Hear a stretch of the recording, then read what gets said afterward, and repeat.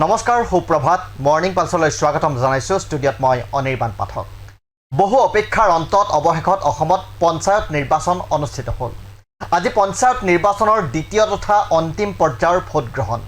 আজি ৰাজ্যৰ মুঠ 13খন জিলাত ভোটগ্ৰহণ ইতিমধ্যে আৰম্ভ হৈছে এই জিলাকেইখন ক্ৰমে ধুবুৰী দক্ষিণ শালমৰা মানকাছৰ গোৱালপাৰা বঙাইগাঁও বৰপেটা বজালী নলবাৰী কামৰূপ মহানগৰ হোজাই নগাঁও মৰিগাঁও আৰু দৰং এই আটাইকেইখন জিলা আছে নামনি আৰু মধ্য অসমত 2018 চনৰ পাছত 2023 চনত পঞ্চায়ত নিৰ্বাচন অনুষ্ঠিত হ'বলগীয়া আছিল কিন্তু বিভিন্ন কাৰণত দুবছৰ পলমকৈ পাতিবলগীয়া হ'ল পঞ্চায়ত নিৰ্বাচন এইবাৰৰ পঞ্চায়ত নিৰ্বাচন অসমৰ ৰাজনীতিৰ বাবে বিভিন্ন দিশৰ পৰা বিশেষভাৱে উল্লেখযোগ্য আৰু ব্যতিক্ৰম আহিছোঁ সেই প্ৰসংগলৈ প্ৰথমতে এই পঞ্চায়ত নিৰ্বাচন 2026ৰ বিধানসভা নিৰ্বাচনৰ মাত্ৰ এটা বছৰ থকা অৱস্থাত অনুষ্ঠিত হৈছে গতিকে এই নিৰ্বাচন ৰাজনৈতিক দলসমূহৰ বাবে এক প্ৰকাৰে সেমিফাইনেল হিচাপে বিবেচিত হৈছে দ্বিতীয়তে এই নিৰ্বাচন ৰাজনৈতিক দলসমূহৰ বাবে নিজকে পৰীক্ষা কৰাৰ এটা সুন্দৰ সুযোগ হিচাপে বিবেচনা কৰিব পাৰি পঞ্চায়ত নিৰ্বাচনত হৰা জিকাটো ডাঙৰ কথা নহয় কিন্তু এই পঞ্চায়ত নিৰ্বাচনৰ জৰিয়তে ৰাজনৈতিক দলসমূহে তৃণমূল পৰ্যায়ত নিজৰ শক্তিৰ উমান পাব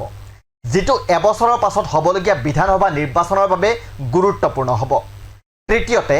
দলসমূহে যিকোনো নিৰ্বাচনৰ প্ৰাক্ষণত গাঁৱে ভূঞে নিজৰ সাংগঠনিক ভেটি শক্তিশালী কৰাত তৎপৰ হৈ পৰে এইবাৰ পঞ্চায়ত নিৰ্বাচনৰ ক্ষেত্ৰতো তাৰ ব্যতিক্ৰম হোৱা নাই আৰু এই তৎপৰতা পঞ্চায়ত নিৰ্বাচনৰ বাবে কৰিলেও সেয়া হৈছে বিধানসভা নিৰ্বাচনৰ প্ৰাক্ষণত গতিকে সেয়াও দলসমূহৰ বাবে আগন্তুক বিধানসভা নিৰ্বাচনৰ বাবে সহায়ক হ'ব চতুৰ্থতে এইবাৰৰ পঞ্চায়ত নিৰ্বাচনৰ প্ৰচাৰৰ দিশটো মন কৰিবলগীয়া ৰাজনৈতিক দলসমূহে দিনে নিশাই তীব্ৰ প্ৰচাৰ অভিযান চলাইছে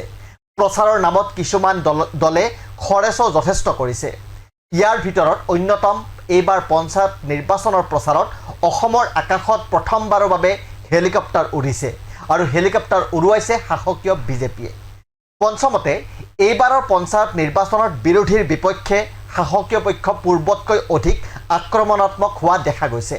সেয়া লাগে কংগ্ৰেছৰ দিনৰ ব্যৱস্থাক সমালোচনা কৰিয়েই হওক বা সাংসদ গৌৰৱ গগৈৰ পাকিস্তান লিংকৰ অভিযোগেৰেই হওক তাৰ কাৰণো হয়তো সন্মুখত থকা বিধানসভাৰ নিৰ্বাচন হ'ব পাৰে এইবাৰ আহিছোঁ থোৰতে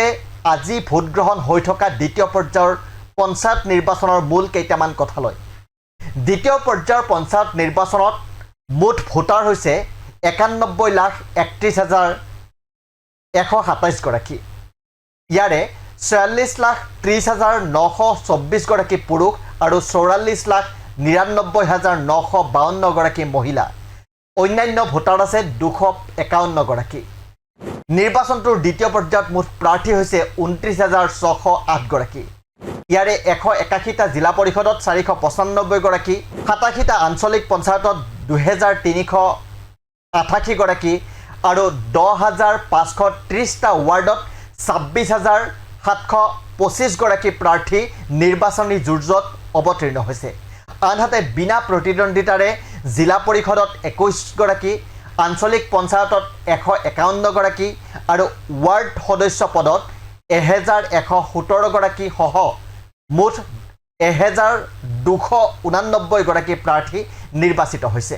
অহা 11 মেত পঞ্চায়ত নিৰ্বাচনৰ ভোট গণনা হ'ব পঞ্চায়তত কোনে কিমান ভাল ফলাফল লাভ কৰে সেয়া 11 মেৰ পাছত পৰিলক্ষিত হ'ব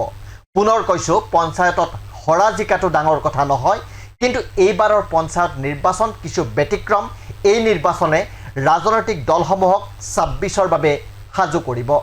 ধন্যবাদ